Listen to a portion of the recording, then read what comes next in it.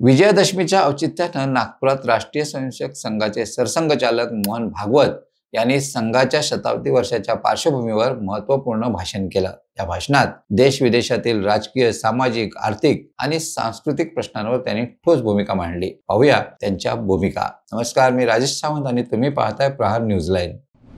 विजयादशमीला सरसंघचालक मोहन भागवत यांनी मोलाचे विचार मांडले। भारताच्या दृष्टिकोनातून ते अतिशय महत्त्वाचे आहे। सरसंघचालकांनी सुरुवातीला शेजारील देशातील परिस्थितीवर भाष्य केलं। श्रीलंका, बांगलादेश, नेपाळमध्ये असलेल्या असंतोषाचा उल्लेख करताना त्यांनी स्पष्ट केलं की हिंसक आंदोलनामुळे कधीच समस्या सुटत नाहीत। हिंसेमुळे फक्त तात्पुरती अस्थिरता निर्माण होते, मात्र खरं परिवर्तन फक्त लोकशाही मार्गानेच होऊ शकतं, असं डॉक्टर बाबासाहेब आंबेडकर यांनी सांगितलंय, असं ते म्हणाले। इतकंच नव्हे तर त्यांनी राष्ट्रपिता महात्मा गांधींच्या विचारांनाही अधोरेखित केलंय। धर्म विचारून हत्या करणं ही अमानुष कृत्य असल्याचं त्यांनी म्हटलंय। मात्र भारतातील सैन्य आणि समाजानं एकजुटीनं त्याला पहलगाममध्ये हल्ला करणाऱ्यांना प्रत्युत्तर दिल्याचंही सरसंघचालकांनी स्पष्ट केलंय। त्यामुळे आपली सुरक्षा अधिक मजबूत करणं गरजेचं असल्याचंही त्यांनी सांगितलं। हमला हुआ सीमा पार के आतंकियों के द्वारा, 26 भारतीय नागरिकों की उनका धर्म पूछकर हत्या की, लेकिन उसके चलते सारे देश में प्रचंड दुख और क्रोध की लहर पैदा हुई। पूरी तैयारी करके सरकार ने, हमारी सेना ने उसका बहुत पुरजोर उत्तर दिया। सारे प्रकरण में हमारी नेतृत्व की दृढ़ता, हमारी सेना का शौर्य, कौशल्य और समाज की एकता और दृढ़ता का एक उत्तम चित्र प्रस्थापित हुआ। और यह भी वह घटना हमको सिखा गई कि यद्यपि हम सबके प्रति मित्रभाव रखते हैं और रखेंगे, फिर भी अपने सुरक्षा के विषय में हमको अधिकाधिक सजग रहना पड़ेगा, समर्थ बनना पड़ेगा।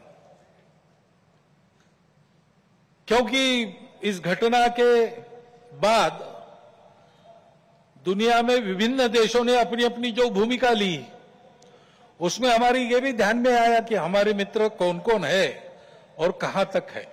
आंतरराष्ट्रीय व्यापार धोरणांवर भाष्य करताना भागवत यांनी अमेरिकेच्या टॅरिफ धोरणाचा उल्लेख केलाय। अमेरिकेच्या टॅरिफ धोरणाचा फटका संपूर्ण जगाला बसलाय। अशा वेळी भारताने स्वदेशी आणि आत्मनिर्भरतेचा मार्ग स्वीकारणं बंधनकारक आहे, असंही त्यांनी सुचवलंय। अभी हाल में अमेरिका ने जो नई टैरिफ नीति अपनाई, उनके अपने हित के लिए अपनाई होगी, लेकिन उसकी मार तो सभी पर पड़ रही है।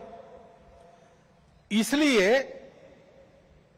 ये सारा परिदृश्य अथवा ये सारी प्रचलित पद्धति, उस पर हम निर्भर हो जाए ऐसी नहीं है। विश्व का जीवन परस्पर निर्भरता से ही चलता है।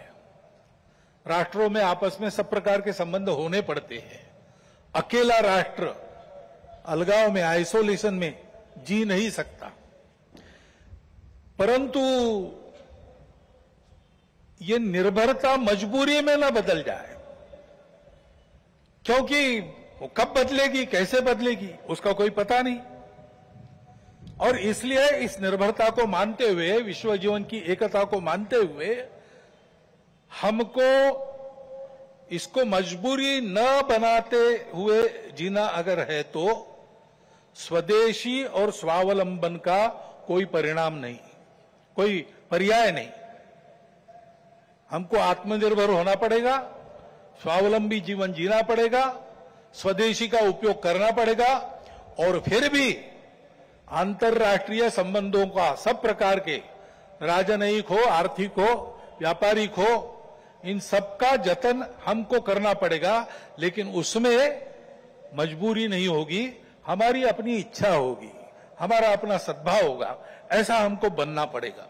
सरसंघचालकांनी कुटुंब आणि समाज व्यवस्थेचं महत्त्व अधोरेखित केलंय। विज्ञान तंत्रज्ञानाच्या वेगवान बदलांमुळे मानवी जीवन असंतुलित होत आहे। या पार्श्वभूमीवर जगात कुटुंब व्यवस्था कोलमडली असली तरी भारतात ती टिकून आहे। ही परंपरा जपणं आवश्यक असल्याचा सल्लाही त्यांनी दिलाय. हिमालयातील नैसर्गिक संकटाकडेही त्यांनी लक्ष वेधत पर्यावरण संवर्धनाचं महत्त्व विशद केलंय. हिमालयाची स्थिती चिंताजनक असून विकासाच्या पद्धतीवर पुनर्विचार करण्याची गरज असल्याचे सरसंघचालक म्हणाले. हिंदू समाजाच्या ऐक्यावर भर देण्याचं आवाहन त्यांनी केलंय, कारण भारत प्राचीन हिंदू राष्ट्र आहे आणि मजबूत हिंदू समाज हीच राष्ट्रीय सुरक्षेची खरी हमी आहे, असं स्पष्ट मत त्यांनी मांडलंय.